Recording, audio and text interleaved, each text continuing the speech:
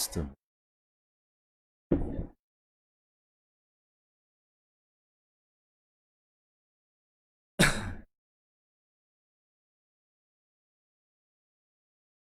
أعوذ بالله من الشيطان الرجيم. بسم الله الرحمن الرحيم. الحمد لله رب العالمين، والصلاة والسلام على رسول الله وعلى آله وصحبه أجمعين. اللهم صل وسلم على سيدنا محمد وعلى آل سيدنا محمد لرضاء الله تعالى. الفاتحة. أعوذ بالله من الشيطان الرجيم. بسم الله الرحمن الرحيم. الحمد لله رب العالمين، الرحمن الرحيم، مالك يوم الدين، إياك نعبد وإياك نستعين، صراط المستقيم، صراط الذين أنعمت عليهم غير المغضوب عليهم ولا الضالين. آمين. بسم الله الرحمن الرحيم. الحمد لله رب العالمين، والصلاة والسلام على رسول الله وعلى آله. سبحانك لا علم لنا إلا ما علمتنا إنك أنت العليم الحكيم. اللهم افتح علينا حكمتك وانشر علينا من خزائن رحمتك يا أرحم الراحمين. ربنا زدنا علما وفهما يا كاشف المشكلات. اكشف الحجب عن وجوه هذه المعاني حتى نطلع على خفية هذه المسائل، واحفظنا من الخطأ والضلال، فأنت موفق كل أمر وأنت علام الغيوب برحمتك يا أرحم الراحمين. اللهم خلصنا مما أنا فيه خلاصا جميلا. وصلى الله على سيدنا محمد وعلى آله وصحبه وبارك وسلم. الحمد لله رب العالمين. Bismillahirrahmanirrahim. Alhamdulillah, amma ba'du. Assalamualaikum warahmatullahi wabarakatuh. InsyaAllah kita sambung lagi kitab Risalah Misbahul Munir pada membicarakan ilmu usuluddin. Pada hari ini kita sampai pada muka surat berapa dah? Surat 35.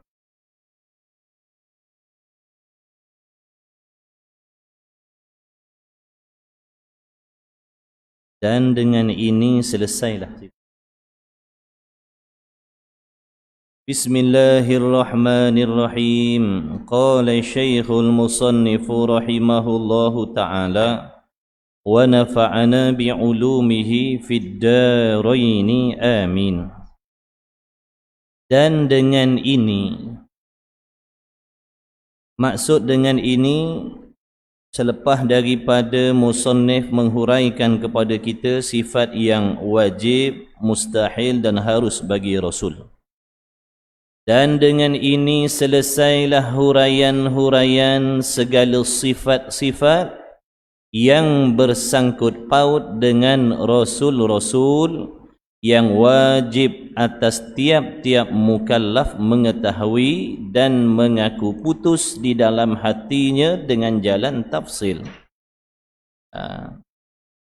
Jadi kita telah dinyatakan oleh musannif apakah sifat-sifat yang mesti diketahui oleh tiap-tiap laki-laki dan perempuan sebagai kewajipan fardu ain. Makna tiap-tiap laki-laki dan perempuan yang mukallaf mesti mengetahui perkara ini serta diiktikadkan di dalam hati, diyakini di dalam hati, kerana ia ada bersangkut paut dengan dua kalimah syahadah kita, iaitu perkara yang bersangkut paut dengan Rasul yang menjadi fardu ain, empat yang wajib pada akal bagi Rasul. Jadi empat sifat yang mesti ada pada mana-mana Rasul yang diutus oleh Allah telah dihuraikan dahulu, iaitu sifat benar, amanah, menyampaikan dan juga bijaksana. Dan empat pula segala lawannya, lawan bagi yang wajib, iaitu daripada sifat yang mustahil pada akal bagi Rasul, iaitu perkara yang tidak boleh ada pada mana-mana Rasul. Jadi sifat-sifat mustahil ni dengan makna sifat yang tidak ada sekali-kali pada mana-mana Rasul. Jadi jangan diiktikadkan di dalam hati kita. Sebagai contoh, sifat dusta ataupun tidak amanah. Jadi jangan kita berkata, jangan kita bertutur, ataupun jangan sekali-kali kita beriktikad bahawasanya ada Rasul yang tidak bersifat dengan benar. Ataupun ada Rasul yang berdusta, ada Rasul yang tidak amanah, itu hukumnya mustahil. Dan satu sifat yang harus bagi Rasul. Jadi sifat ni sifat yang harus bagi Rasul, tapi wajib kita i'tikad. Apa dia sifat yang harus bagi Rasul? Iaitu harus bagi mana-mana Rasul bersifat dan berperangai seperti sifat dan perangai manusia yang terpuji. Makna sifat-sifat dan akhlak yang terpuji. Adapun sifat-sifat dan kelakuan yang tidak baik mustahil ada pada mana-mana Rasul. Maka jadilah jumlah, makna perhimpunan semuanya. Jadi setelah dihimpunkan sifat yang wajib bagi Rasul, iaitu 4, dan lawan bagi yang wajib ada 4 jadi 8, campur lagi 1 sifat yang harus bagi Rasul, jadi jumlah semuanya 9 akidah. Jadi 9 simpulan iman, simpulan kepercayaan yang mesti ada di dalam hati kita terhadap Rasul. Jadi seandainya ada di antara mereka ataupun ada di antara seseorang yang menidakkan, menafikan satu daripada 9 ini, maka tidak dipanggil orang yang beriman dengan Rasul. Jadi ada 9. Jadi kalau salah seorang ataupun kalau dinafikan satu daripada 9 ni, makna tidak beriman dengan Rasul. Jadi kita kena jaga 9. 4 sifat yang wajib bagi Rasul, makna sifat tu mesti kita i'tiqadkan ada pada mana-mana Rasul. 4 sifat yang mustahil, dengan makna kita mensucikan hati kita daripada meletakkan sifat-sifat itu pada Rasul, seperti dusta, tidak amanah, ataupun tidak cerdik, ataupun menyembunyikan. Dan 1 sifat yang harus bagi Rasul. Jadi seandainya ada di kalangan seseorang yang menidakkan satu daripada 9, dia tak percaya daripada 9 ni, dia tak percaya satu daripada 9, maka tidak beriman dengan Rasul.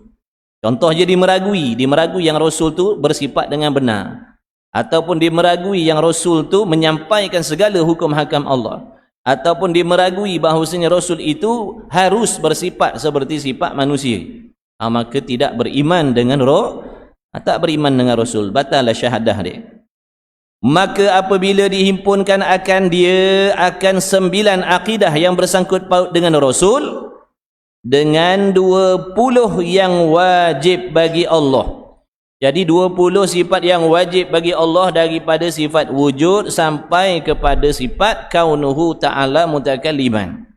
Itu sifat yang wajib ada pada Allah Subhanahu wa ta'ala, yang telah dihuraikan secara tafsir satu persatu, daripada sifat wujud sampai kaunuhu ta'ala mutakalliman.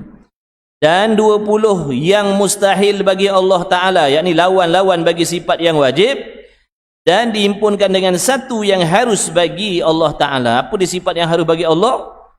Sifat yang harus bagi Allah ialah mana? Menjadikan mungkin ataupun tidak menjadikan mungkin. Harus bagi Allah menjadikan makhluk, harus bagi Allah tidak menjadikan makhluk. Itu sifat yang harus bagi Allah. Maka jumlah semuanya, yakni perhimpunan semuanya, akidah yang bersangkut paut dengan Allah dan Rasul, 50 akidah. Jadi ada 50 akidah, 50 simpulan iman yang terkandung pengertian itu. Makna 50 akidah ni terkandung, tersembunyi pengertiannya, semuanya itu di dalam makna kata kita la ilaha illallah Muhammadur Rasulullah. Jadi mana-mana orang yang mengucapkan la ilaha illallah Muhammadur Rasulullah, bererti dia menerima dan dia percaya 50 akidah ni. Jadi kalau seseorang itu mempertikaikan ataupun menafikan satu daripada 50 ni, maka terbatallah syahadah dia. Jadi kita kena jaga 50. Jaga hati kita, jaga perkataan kita. Jangan kita menafikan sifat yang wajib, jangan pula kita meletakkan sifat yang mustahil pada Allah ataupun pada Rasul. Jadi ucapannya la ilaha illallah Muhammadur Rasulullah, artinya tiada Tuhan melainkan Allah, dan Muhammad itu pesuruh Allah. Itu erti. Tiada Tuhan melainkan Allah, Muhammad itu utusan Allah. Itu erti terjemahan kalimah la ilaha illallah tu, terjemah Melayu. Adapun maksud yang tersirat di sebalik itu, inilah 50 yang kita dah belajar daripada awal lagi tu.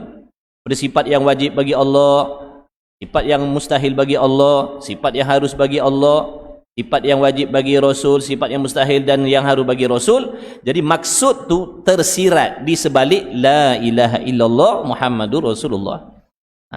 Jadi seolah-olah apabila seorang tu mengaku tidak ada Tuhan melainkan Allah, dengan makna dia percaya adanya Allah sedia kala, adanya Allah kekal selama-lamanya, tidak binasa, adanya Allah Ta'ala tidak serupa dengan sesuatu, adanya Allah berdiri dengan sendiri, adanya Allah bersifat mukhalafah, tak serupa dengan sesuatu pada pihak zat, sifat dan perbuatannya.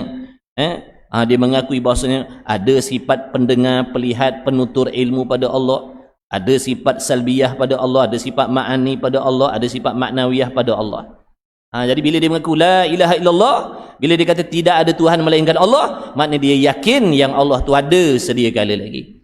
Bila dia mengaku Allah Ta'ala tu Tuhan, dalam erti kata lain dia mengaku Allah Ta'ala tu memiliki ilmu yang mana meliputi yang seperti mana yang dah dihuraikan, ta'alluq ilmu Allah Ta'ala ta'alluq tanjizi qadim, yakni telah lulus segala-galanya di dalam ilmu pengetahuan Allah. Tapi maksud tu tersirat di sebalik la ilaha illallah. Dengan sebab itu, barang siapa yang mengatakan Allah Ta'ala itu jahil, maka dia dah langgar 50 ni. Dia kata ada benda yang Tuhan tak tahu. Sebagai contoh dia cakap macam tu. Ataupun beriktikad dalam hatinya meragui tentang pengetahuan Allah. Dia meragui bahawasanya Allah Ta'ala itu bersifat dengan mukhalafah. Dia ragu-ragu yang Allah Ta'ala itu tidak serupa dengan sesuatu daripada makhluk. Dia meragui makna salah satu daripada 50, maka rosaklah syahadah dia, terbatallah 2 kalimah syahadah dia. Tersirat. Tu maksud yang paling sedikit lah tu. 50 akidah ni yang paling sedikit, yang tak boleh tidak, mesti tiap-tiap orang, laki-laki dan perempuan yang mukallaf mesti kena tahu. Mesti kena tahu, laki-laki perempuan mesti kena tahu 50 akidah ni, dan dia mesti mengiktikadkan, menyungguhkan di dalam hati 50 ni paling tidak. Ada pun maksud sebenar-benar 2 kalimah syahadah ni, maksudnya tidak terhingga. Maksudnya tidak terhingga. Kerana apa? Kerana sifat kesempurnaan Allah Ta'ala itu tidak terhingga banyaknya. Yang jadi 50 ni nisbah kepada 20 sifat yang wajib diketahui satu persatu. Ada pun hakikat sifat Allah Ta'ala tidak terhitung, bukan 20. Jadi yang jadi 50 ni dinisbahkan kepada 20 sifat yang wajib, 20 yang mustahil dan 1 yang harus. 4 yang wajib, 4 yang mustahil, 1 yang harus bagi Rasul, tu yang jadi 50. Itu paling tidak kena tahu untuk nak menjaga akidah kita. Dan makna tiada Tuhan, bila sebut Tuhan, apa sifat Tuhan? Sifat ketuhanan tu apa? Kalau kita kata Tuhan, apa sifat yang ada pada Tuhan? Kenapa dipanggil Tuhan? Apa perbezaan di antara sifat Tuhan dengan sifat kita makhluk? Jadi bila sebut Tuhan, dia mesti bersifat dengan istighna dan iftiqaru ilaihi masiwahu. Bila sebut Tuhan, dia mesti bersifat istighna, makna terkaya, tidak berkehendak dan tidak berhajat kepada sesuatu yang lain. Itu Tuhan. Kalau berkehendak kepada yang lain ataupun ada sesuatu yang tidak berhajat kepada dia, maka itu bukan Tuhan. Jadi bila sebut Tuhan, Tuhan dia ada sifat Tuhan. Allah tu Tuhan. Apa sifat dia? Itu yang dah dibelajar tu. Itu yang dah dihuraikan, itu yang dah dikupaskan secara tafsir. Sebab tu nama ilmu ni ilmu usuluddin. Ilmu usuluddin ni ilmu untuk mengenal Allah, memahami Allah dengan lebih dekat, supaya pegangan dan kepercayaan kita lebih teguh, lebih yakin. Bila sebut Allah, kita tahu, kita faham, kita kenal. Kerana dengan mendengar nama, mustahil untuk kita kenal kepada Allah. Dengan dengar nama, kita tak kenal. Kena tahu sifat-sifat dia. Kenapa kena kenal Allah? Supaya timbul rasa takut dengan Allah. Mustahil takut kalau tak kenal. Mustahil cinta kalau tak kenal. Mustahil kita nak hormat kalau tak kenal. Mustahil kita nak malu kalau tak kenal. Kalau sekadar dengan nama Allah, dengan nama sahaja, tapi tak tahu sifat-sifat Allah, tak menimbulkan rasa takut di dalam hati kita. Tidak menimbulkan rasa hebat kita kepada Allah kalau sekadar mendengar nama. Sebab tu wajib mengenal Allah, memahami siapa dia Allah tu, sifat dia bagaimana. Daripada pengenalan itulah akan timbul rasa takwa, takut. Daripada takut itulah yang menyebabkan seorang jadi taat kepada Allah zahir dan batin dia. Dan makna tiada Tuhan yang disembah. Apa maksud tiada Tuhan yang disembah? Yakni kena kepada Tuhan sengoti dan sebenar. Makna tidak ada Tuhan yang sebenar-benar. Tidak ada Tuhan yang sengoti. Makna tidak ada Tuhan yang sebenar-benar yang berhak disembah, melainkan Allah Ta'ala jua Tuhan yang kena dan betul sungguh disembahkan dia.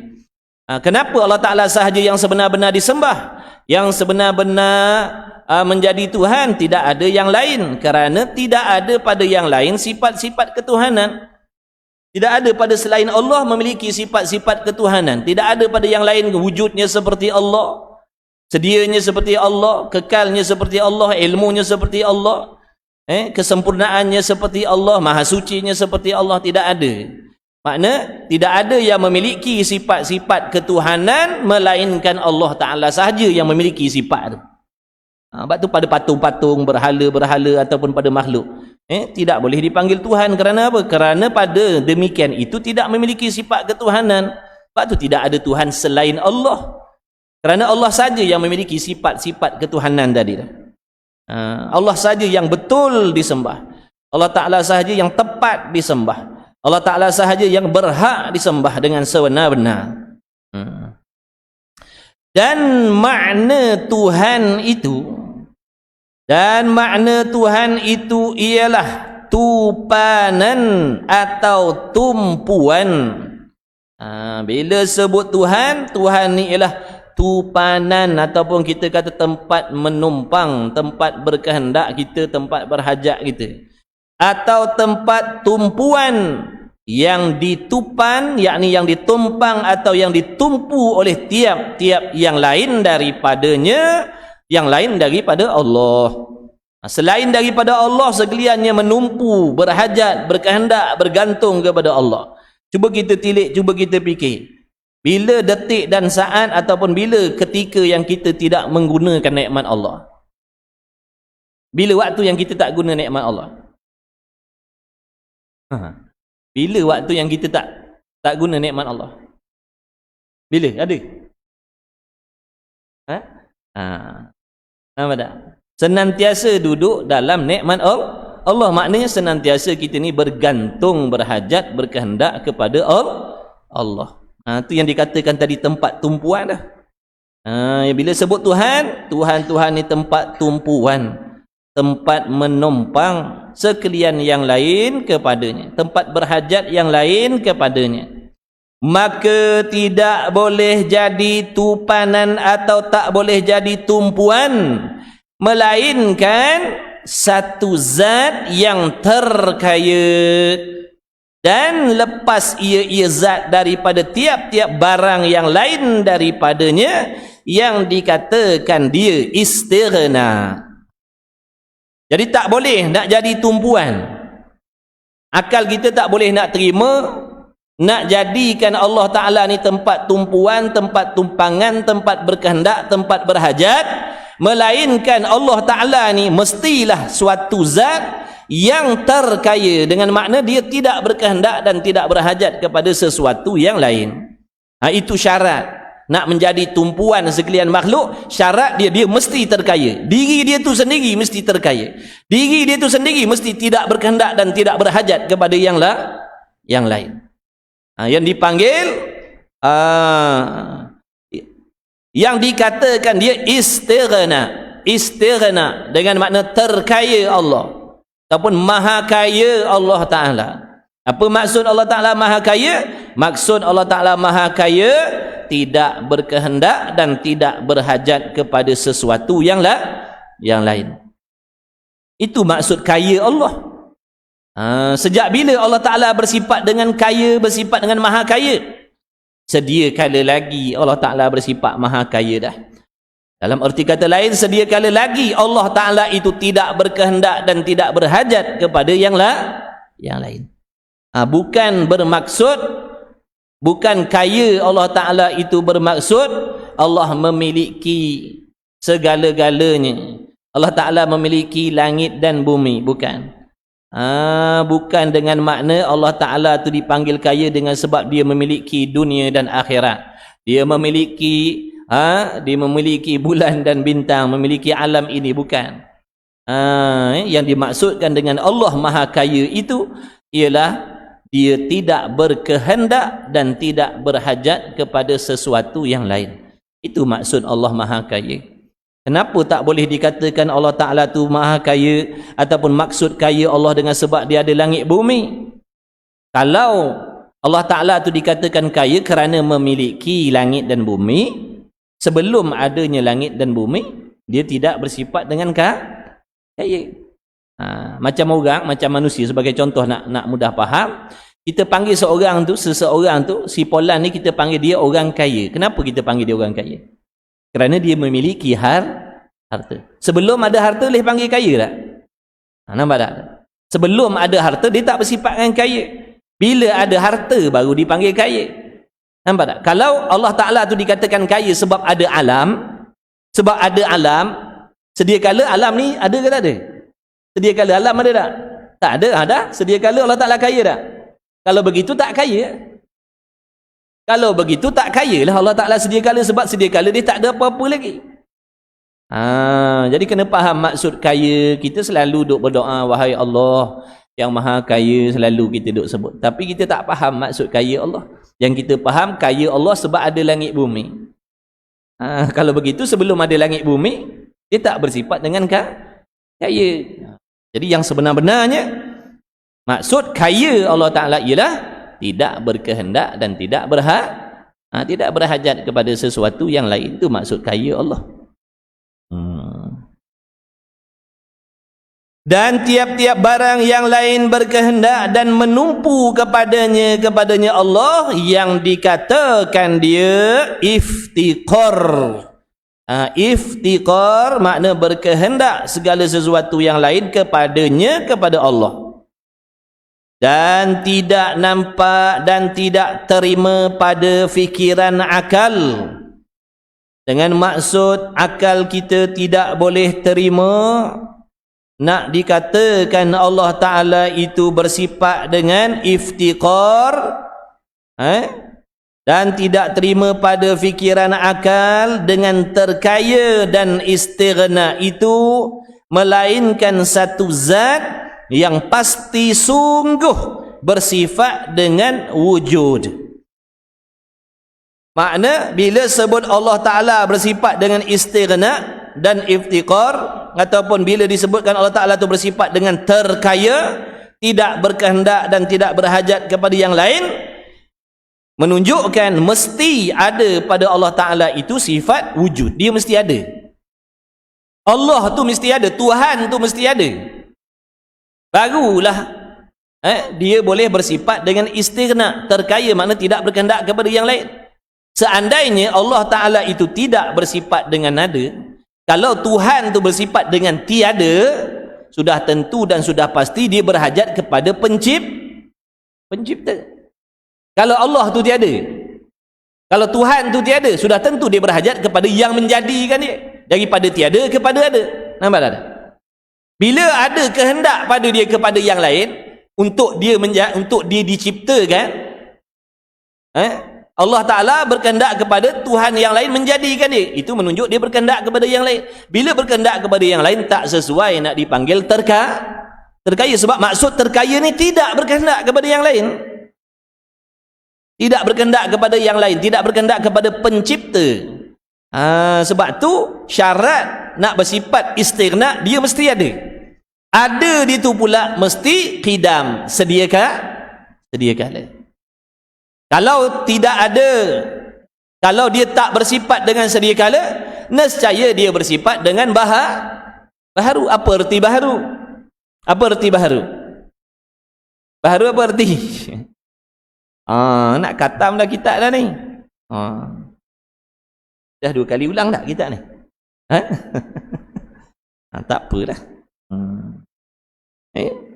Baharu maknanya sesuatu yang ada sesuatu yang ada permulaan bagi adanya, itu baharu. Jadi kalau Allah Ta'ala itu tidak bersifat dengan sedia kala, dengan makna Allah itu bersifat baharu, sudah tentu dia berkehendak kepada yang menjadikan dia. Bila dia berkehendak kepada yang lain untuk menjadikan dia, maka tidak sesuailah dipanggil istighna. Bila tidak bersifat istighna, tak bolehlah nak dipanggil tu, tak bolehlah panggil Tuhan. Sebab Tuhan ni dia mesti istighna, mesti terkaya. Dan akal kita tak boleh nak terima nak dikatakan Allah Ta'ala itu bersifat dengan maha kaya istighna tadi, melainkan Allah Ta'ala tu mesti bersifat dengan baqa, dia mesti kekal. Dengan makna adanya Allah Ta'ala itu tidak binasa. Kalau dia bersifat dengan binasa, menunjukkan dia baharu. Dan mukhalafatuhu lil hawadith, makna tak boleh nak dikatakan Allah Ta'ala tu maha kaya, melainkan dia mesti tidak serupa dengan sesuatu. Zatnya tidak serupa dengan sesuatu, sifatnya tidak serupa dengan sesuatu, perbuatannya pun tidak menyerupai dengan segala sesuatu. Kalaulah Allah Ta'ala itu menyamai dengan sesuatu yang baharu, maka dia termasuk sebahagian benda yang baharu. Bila dah baharu, tak boleh panggil istighna lah. Sebab tiap-tiap benda baharu mesti berkehendak kepada yang lain. Dan qiyamuhu binafsih, berdiri Allah Ta'ala dengan sendiri. Ini pun sifat yang menunjukkan kekayaan Allah. Dan pasti pula ada baginya Allah sifat sama', ini pendengar, dan sifat basar, sifat pelihat, dan bersifat dengan kalam, yakni sifat penutur. Dan menunjukkan di atas kekayaan Allah Ta'ala itu, dia mesti juga bersifat dengan kaunuhu sami'an, kaunuhu basiran, dan kaunuhu mutakalliman, yakni sifat-sifat maknawiyah yang berlazim-laziman dengan sifat ma'ani. Semua ni kita dah belajar, tuan-tuan. Semua dah huraikan satu persatu daripada hari tu. Sebab tu kalau faham yang dulu, fahamlah yang ni. Kalau dapat ikuti tajuk yang dulu, fahamlah yang ni. Kalau tak ikut tajuk yang tu, peninglah yang ni. Tu. Tengok drama episod 30 dah tiba-tiba. Mana nak tahu jalan cerita? Nampak dah tu. Sebab itulah nak belajar ni kena istiqamah. Apa-apa ilmu nak faham kena istiqamah. Istiqamah itulah tanda bersungguh. Kita kadang bukan kita tak pandai, bukan kita tak boleh faham, tapi cara kita cari tu, cara kita belajar tu tak kena. Nampak tak? Kitab Tauhid 50 muka surat, kita hadir 2 muka surat dia, boleh faham tak? Tu salah kita. Apa tu kita kata peninglah, payahlah, sebab kita cara belajar tak betul, tak bersungguh. Ni bukan apa ni, iklan sambil-sambil. Syarat nak dapat ilmu memang kena mengaji, tapi mengaji yang macam mana? Menuntut ilmu yang macam mana?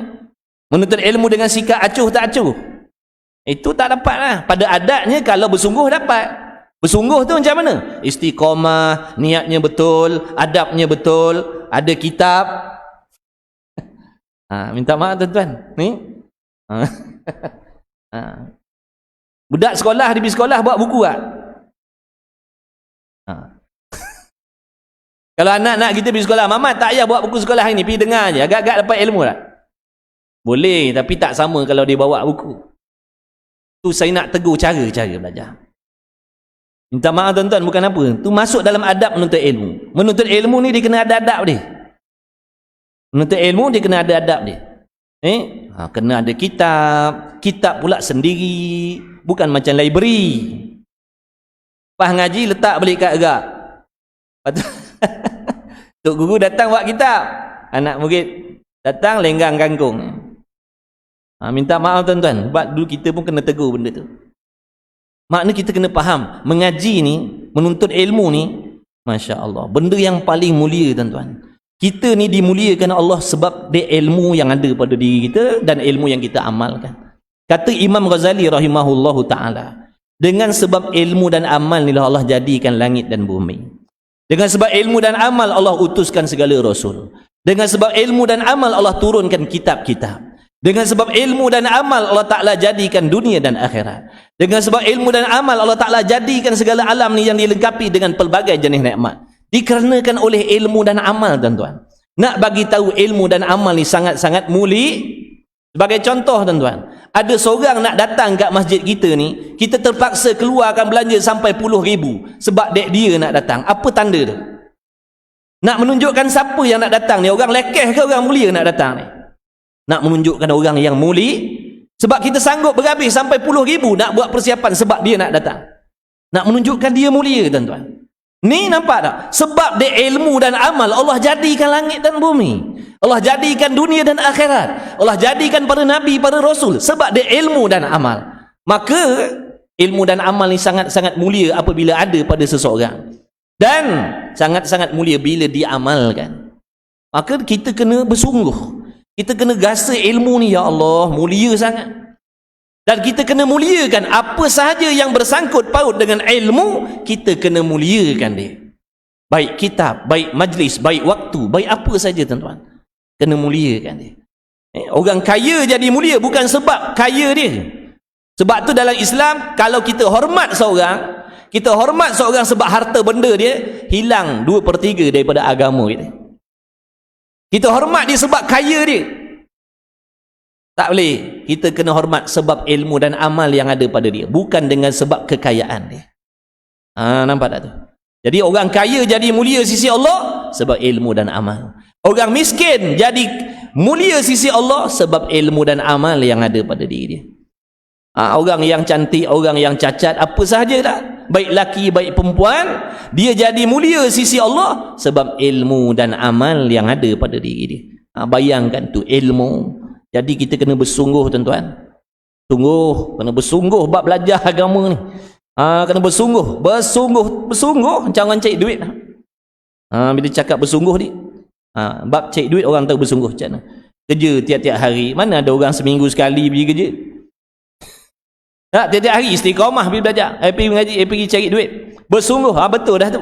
Dalam bab dunia kita kena bersungguh, bab akhirat pun kita kena bersungguh.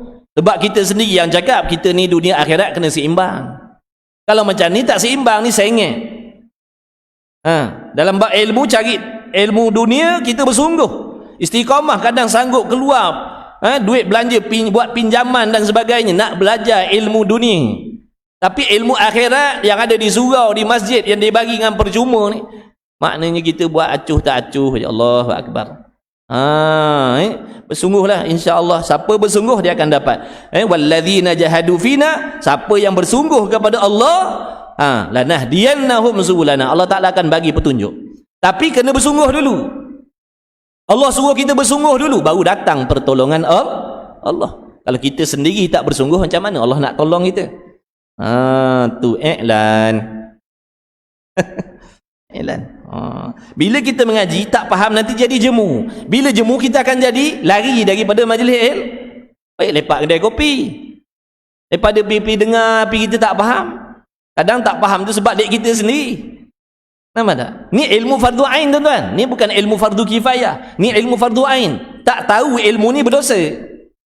Sebab ilmu ni ada sangkut paut dengan nak jaga akidah. Kalau ilmu fardu kifayah kita tak belajar, tak dosa tuan-tuan. Sebab ada orang lain yang pandai.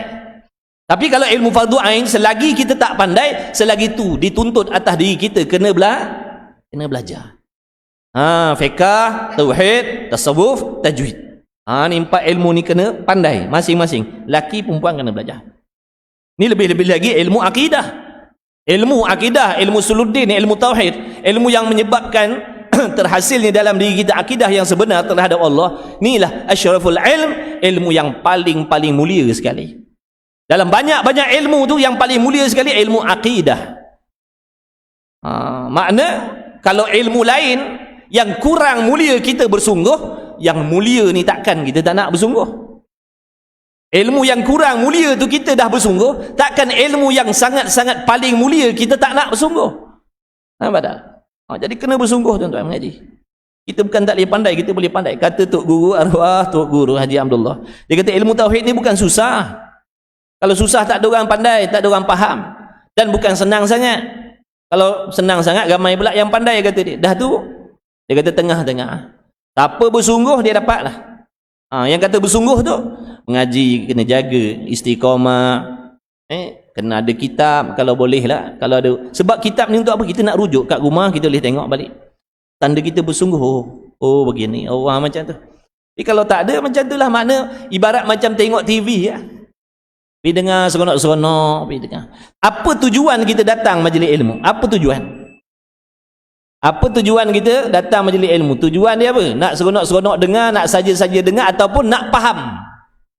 Kalau nak faham, kita akan buat sebab nak faham, buat catatan dan sebagainya. Alah, umur dah 40, umur dah 60, buat apa nak bersungguh? Bukan boleh jadi mufti pun kalau pandai. Bukan ada orang nak panggil kerja jadi jabatan di Jabatan Agama Islam pun. Tak, kita belajar ni bukan dengan sebab nak pandai dak. Ni sebab kewajipan tuan-tuan. Azan dah. Sila.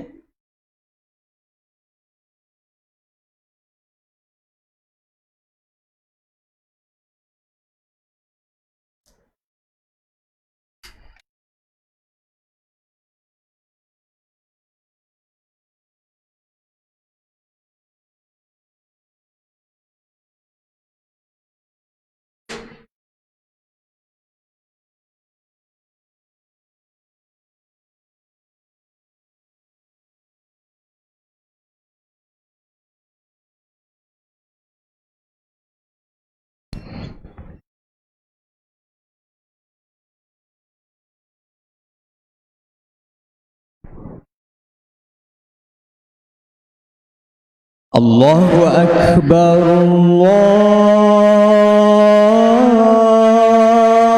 Akbar,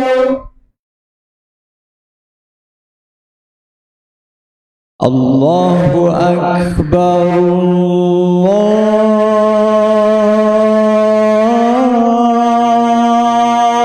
Akbar. أشهد أن لا إله إلا الله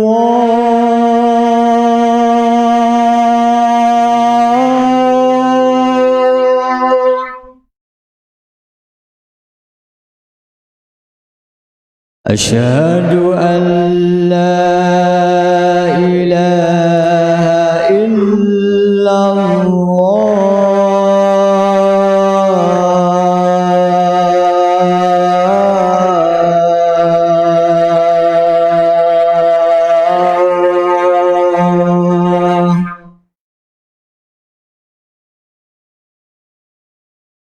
أشهد أن محمدًا رسول الله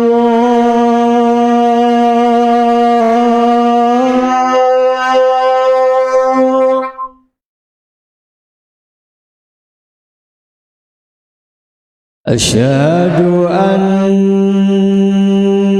محمدًا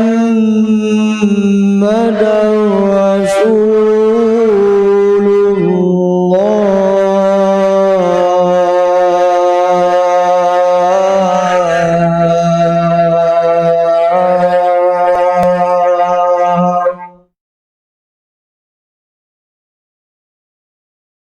حي على الصلاة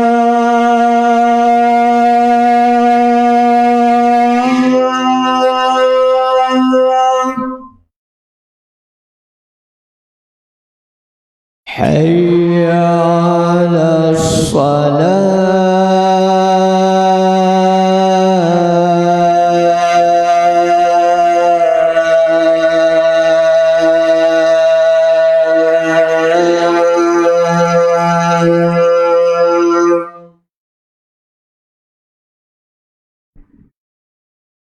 حي على الفلاح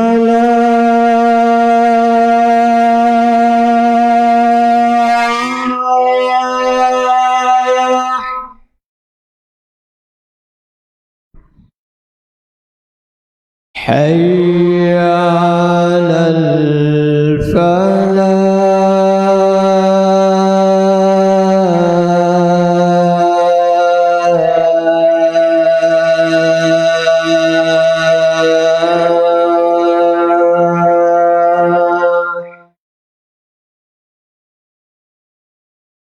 الله أكبر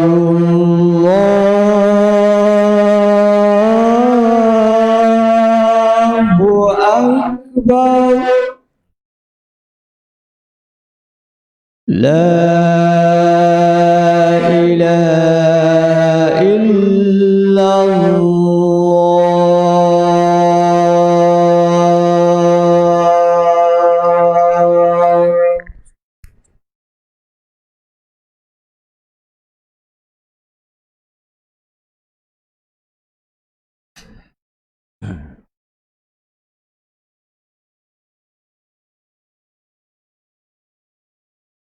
Kemudian katanya musannif iaitu sifat yang telah tersebut sebanyak 11 sifat yang tertentu, yang tentu sungguh pada zat Allah Ta'ala, dan tentu tidak pula segala lawan-lawan yang 11 yang mustahil atas Allah Ta'ala. Jadi yang disebutkan daripada wujud, kidam, baqa', mukhalafatuhu ta'ala lil hawadith, qiyamuhu binafsih, dan sama' basar kalam, kaunuhu sami'an, kaunuhu basiran, kaunuhu mutakalliman tadi adalah sebanyak 11 sifat yang wajib, yang nak menunjukkan di atas istighna. Jadi bila kita sebut Allah Ta'ala bersifat dengan terkaya, menunjukkan Allah Ta'ala bersifat dengan nada. Bila kita kata Allah Ta'ala bersifat dengan kaya, menunjukkan Allah Ta'ala bersifat sedia kala. Bila kita kata Allah Ta'ala maha kaya, menunjukkan Allah Ta'ala itu bersifat dengan kekal selama-lama, tidak binasa. Bila kita sebut Allah Ta'ala maha kaya, menunjukkan dia tidak serupa dengan sesuatu, dan seterusnya. Dan lawan-lawan, dan segala lawan-lawan yang sebelah yang mustahil atas Allah Ta'ala. Yang sebelah tadi itu sifat yang wajib. Lawan yang wajib namanya mustahil. Bila yang wajib ada sebelah, maka yang mustahil pun sebelah lah. Maka jumlah demikian itu 20, yakni 22. Dalam kitab tu dia tulis 20, maknanya 22 lah. Tadi sebelah kan, sebelah yang wajib, lawan dia sebelah yang mustahil, 22 lah. Dan tidak nampak sebelah yang lawan yang mustahil sebelah. Jadi 22 semua. Bila kita kata Allah Ta'ala maha kaya, makna dia mustahil tiada. Bila sebut Allah Ta'ala dia maha kaya, dia mustahil binasa. Bila sebut Allah Ta'ala maha kaya, dia mustahil serupa dengan sesuatu. Itu maksud dia. Dan tidak nampak dan tidak terima pada fikiran akal pula dengan terkaya dan istighna Allah Ta'ala itu, melainkan zat, yakni zat Allah Ta'ala itu yang harus memperbuat mungkin dan harus meninggalkan akan dia, akan memperbuat mungkin. Apa arti mungkin? Sesuatu yang terima ada dan terima tiada, itu perkara mungkin. Jadi Allah Ta'ala sifat haru bagi Allah ni harus membuat mungkin, harus tidak membuat mungkin. Makhluk lah, dalam arti kata lain mudah kita nak faham makhluk. Sehat, sakit, untung, rugi, kaya, miskin, bahagia, tidak, berkahwin, bercerai, apa semua tu lah. Apa semua ni, semuanya mungkin tuan-tuan. Semuanya mungkin. Jadi sebab tu di sisi akidah kita ahli sunnah wal jamaah, Allah tidak wajib memberi apa yang kita nak. Apa yang kita nak ni masuk dalam perkara mungkin, perkara harus. Sebab tu kadang kita minta senang, Allah bagi susah. Minta selamat, jadi tak selamat. Minta untung, dapat rugi. Minta kawan yang baik-baik, datang yang sebaliknya. Nampak tak? Sebab apa? Benda tu tidak wajib bagi Allah. Allah tak wajib atas diri kita, tuan-tuan. Allah tak wajib atas diri kita. Harus sahaja.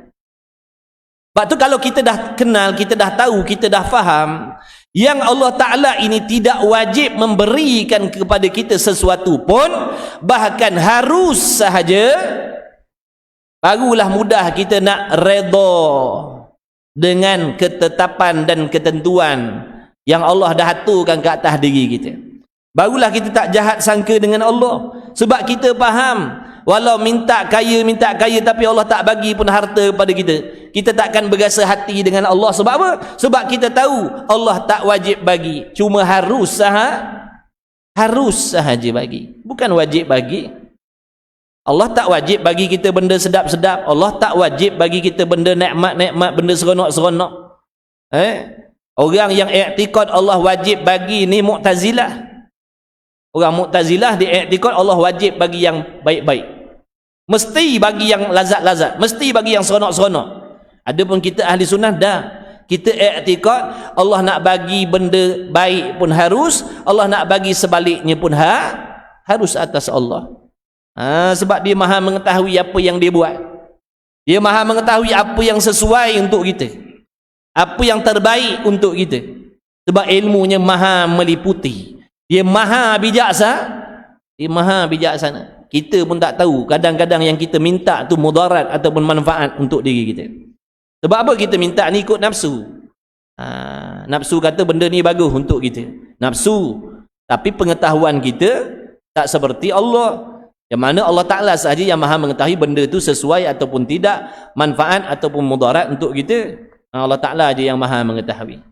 Sebab tu rukun nak redha, rukun nak tawakal. Redha tawakal ni sifat hati, tapi dia ada rukun dia. Rukun nak redha dengan qada qadar Allah, rukun nak tawakal dengan qada, tawakal dengan Allah, rukun dia mengenal Allah tu. Daripada kenal Allah tu baru boleh redha dengan takdir dia. Bila tak kenal Tuhan tu siapa, ni yang kita payah nak redha ni. Kadang-kadang timbul dalam hati kita, kenapa Allah Ta'ala takdirkan aku macam ni, kenapalah Allah Ta'ala buat aku macam ni. Aku buat baik tapi orang balas benda buruk atas aku, kenapa Allah takdirkan macam ni. Kita nak mempersoalkan pula benda tu. Sebab kita tak faham.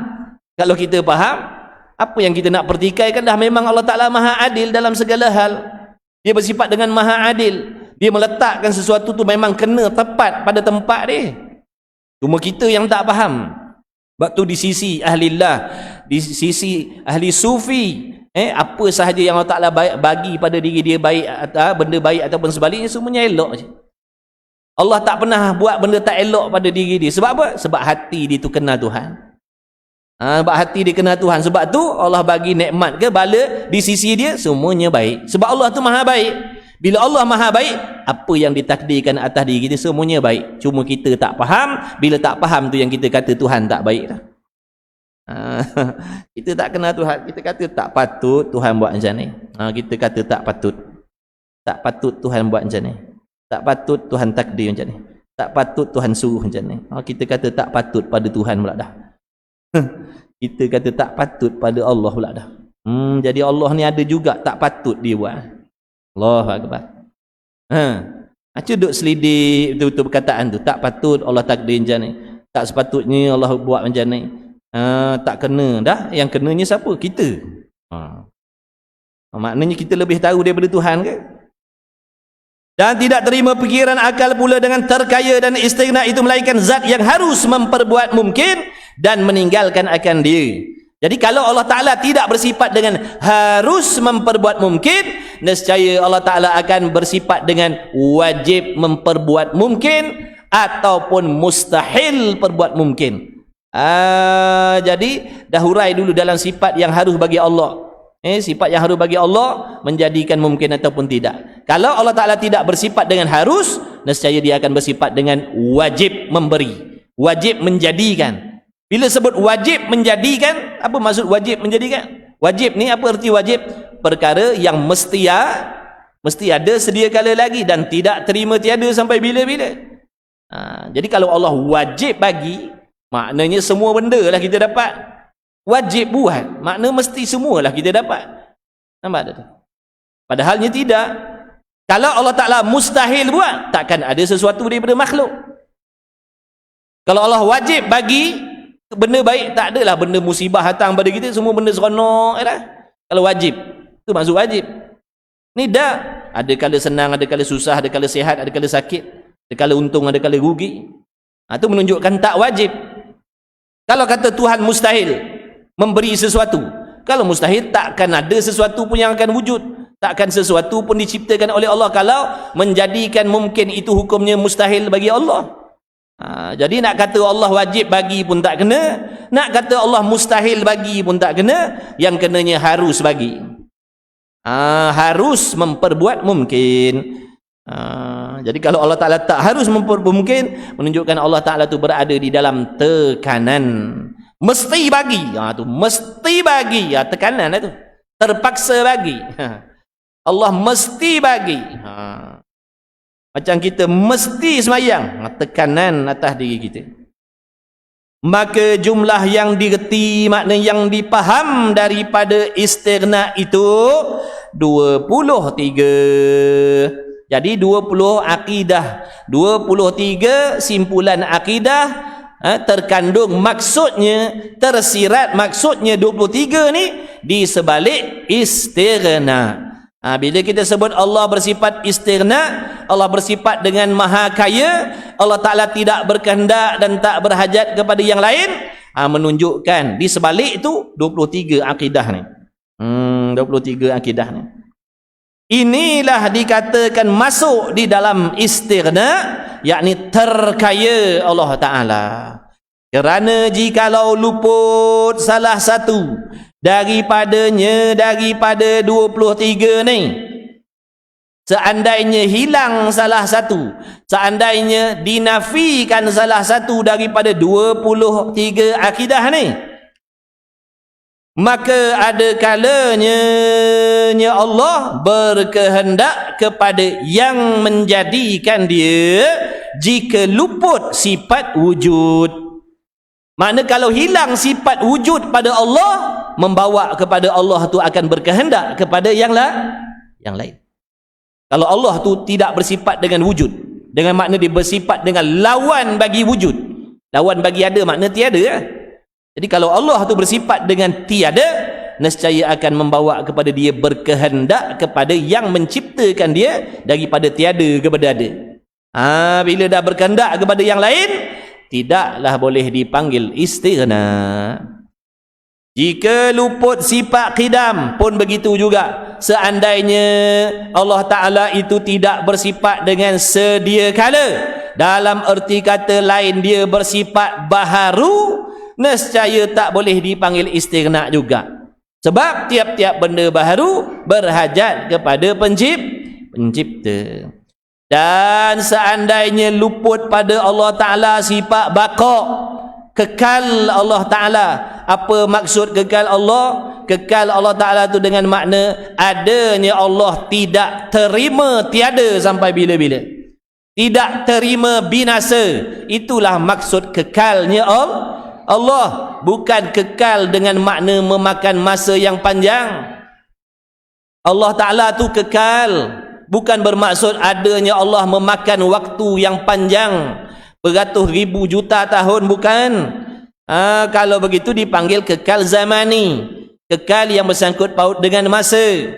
Kekal yang bersangkut paut dengan masa ni sifat makhluk, macam kewujudan dunia ni, alam ni, dunia ni, bumi ni, ni kekal zamani. Adanya bumi ni akan memakan masa, boleh jadi ratusan ribu juta tahun lagi boleh jadi. Nampak tak? Jadi orang panggil kekal juga, tapi kekal zamani. Adapun zat Allah bukan kekal zamani, kekal zati, kekal hakiki. Makna wujudnya zat Allah tu, adanya zat Allah, diri Allah tu ada dengan tidak terima binasa sampai bila-bila. Itu maksud kekal Allah. Bukan kekal dengan makna makan waktu yang panjang, bukan. Maka kalau Allah Ta'ala tidak bersifat dengan kekal, dengan maksud dia binasa, maka serupalah dia seperti benda baharu, berkehendak kepada yang lain, maka tak bolehlah nak dipanggil istighna. Apa lagi? Dan jika luput mukhalafatuhu lil hawadih, kalaulah Allah Ta'ala itu tidak bersifat dengan mukhalafah, dalam erti kata lain dia serupa dengan makhluk, dia serupa dengan benda baharu, maka tak boleh, tak layak nak dipanggil istighna, tak boleh panggil terkaya. Dan setengah daripada makna qiyamuhu binafsih, dan ada kalanya Allah berkehendak kepada zat yang hendak menumpang akan dia. Jika luput qiyamuhu binafsih dengan makna yang kedua. Jadi qiyamuhu binafsih ada dua makna. Yang pertama, tidak berkehendak kepada pencipta. Yang kedua, tidak berhajat menumpang pada yang lain. Untuk Allah tu ada, Allah tak berhajat kepada yang lain, untuk Allah ada. Jadi seandainya kalau Allah Ta'ala tidak bersifat dengan qiyamuhu binafsih, menunjukkan Allah mesti menumpang kepada sesuatu untuk dia ada. Dan ada kalanya berkehendak kepada menolak kekurangan dan penyakitnya Allah jika luput sifat sama. Kalaulah Allah Ta'ala tidak bersifat dengan pendengar, maka dia bersifat dengan sebaliknya, iaitu apa? Tuli. Sifat pekak. Kalau Allah Ta'ala tak bersifat dengan pendengar, menunjukkan Allah Ta'ala bersifat dengan pekak. Pekak ni penyakit, pekak ni kekurangan. Tiap-tiap sesuatu yang ada kekurangan, dia mesti berhajat kepada yang lain untuk menyempurnakan dia. Bila ada kehendak pada yang lain untuk menyempurnakan, maka ternafilah tak boleh panggil terkaya lah, sebab dia dah ada kehendak pada yang lain untuk menyempurnakan dia. Daripada tuli kepada mendengar, daripada buta kepada melihat, daripada bisu kepada penutur. Dan kaunuhu sami'an, kaunuhu basiran, dan kaunuhu mutakalliman. Dan ada kalanya Allah berada di bawah tekanan jika luput sifat harus. Jadi kalau Allah Ta'ala tu tidak bersifat dengan harus, nescaya Allah Ta'ala tu berada di dalam tekanan. Tadi tu apa maksud tekanan? Mesti bagi, mesti buat makhluk, mesti bagi pahala, mesti bagi syurga, mesti bagi sihat. Tekanan bagi Allah. Padahal bukan wajib, bukan mesti Allah bagi, harus Allah bagi. Allah nak bagi pun layak pada dia. Dia tak nak bagi pun layak pada dia sebagai Tuhan. Dia Tuhan, ikut dia. Allah tu Tuhan, ikut dia lah. Dia nak bagi tu hak dia, dia tak nak bagi pun hak dia. Nampak tak? Yang ada pada kita ni pun dia punya gak. Zahir batin dia punya. Yang zahir ni pun Allah punya, yang batin ni pun Allah punya juga. Tak ada apa-apa pun kita. Pinjaman, tak? Pinjam. Tapi barang pinjam kalau lama, rasa macam hak sendiri. Barang pinjam, tapi dah lama pinjam, dah rasa macam kita punya. Sebab tu bila tuan nak ambil, kita marah. Kita marah tuan nak ambil, padahal barang dia dah lupa. Sihat Allah punya kan? Sihat Allah punya. Tapi dah lama lah bagi sihat, rasa macam kita pun, rasa macam kita punya sihat. Bila Allah tarik nikmat sihat, tu yang kita merungut tu. Sebab apa? Merungut sebab apa? Sebab seolah-olah Allah ambil kita punya. Tapi kalau kita tahu sihat tu Allah punya, Allah ambil balik, tak adalah kita nak rungut. Dia ambil barang dia, biar. Barang dia nak ambil. Tangan siapa punya tangan? Allah punya. Allah jadian maksudnya. Kan? Salah guna. Allah suruh kerat. Betul? Dah layak tak kita nak marah? Tak layak lah, dia suruh kerat hak dia. Tuan-tuan bagi saya kenderaan, suruh guna elok-elok. Saya salah guna. Tuan-tuan cabut tayar 4-4 butir, saya tak boleh jalan. Saya boleh marah tak? Tak boleh lah, sebab hak tuan-tuan. Saya salah guna. Saya kena redha lah, kena terima. Sebab saya dah langgar peraturan. Macam itulah hukum hakam Allah. No? Allah bagi tangan, Allah suruh buat benda baik-baik, kita buat benda yang sebaliknya, mencuri dan sebagainya. Allah kata potong tangan. Kalau kita kata tak patut potong tangan, mana boleh? Nampak dah tu. Sebab apa tu? Lupa dah. Padahal yang disuruh potong tadi bukan hak kita. Allah pun sebab tu pun sebab kita salah guna. Kalau tak salah guna, ada suruh potong tak? Lepas tu kena kenal. Kena kenal kita ni, kena kenal tak? Baru tahu siapa kita, siapa Allah. Yang ada pada kita ni milik siapa. Barulah tak takabur.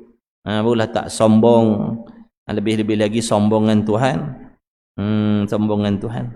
Rasa lebih alim daripada Tuhan. Rasa lebih bijak daripada Allah. Boleh bagi pandangan yang lebih baik daripada Allah lagi. Wal'iyadha billah min dhalik. Wajib kena Tuhan. Membira. Dan tidak nampak. Kemudian jika luput sifat, maka jika luput demikian itu, demikian yang telah tersebut, nescaya tidak lagi dikatakan istighna. Kalau hilanglah salah satu daripada 23 sifat tadi, maka tak bolehlah nak dipanggil istighna. Bila tak boleh panggil istighna, bila tak layak nak panggil terkaya, maka bukanlah Tuhan namanya. Tak boleh panggil Tuhan lah. Dan tidak nampak dan tidak terima pada fikiran. Wallahu a'lam. Silah sakat situ. Belajar tauhid ni kena banyak kali ulang-ulang. InsyaAllah tuan-tuan, kita usaha ikhtiar yang bagi faham Allah. Bukan kitanya usaha bagi faham. Tapi kena usaha. Buat sebab mesti. InsyaAllah siapa bersungguh, Allah bagi ilmu. Mudah-mudahan Allah Ta'ala panjangkan umur kita semua, sihat semua. Dibersihkan hati kita daripada sifat-sifat madmumah, digantikan dengan sifat mahmudah.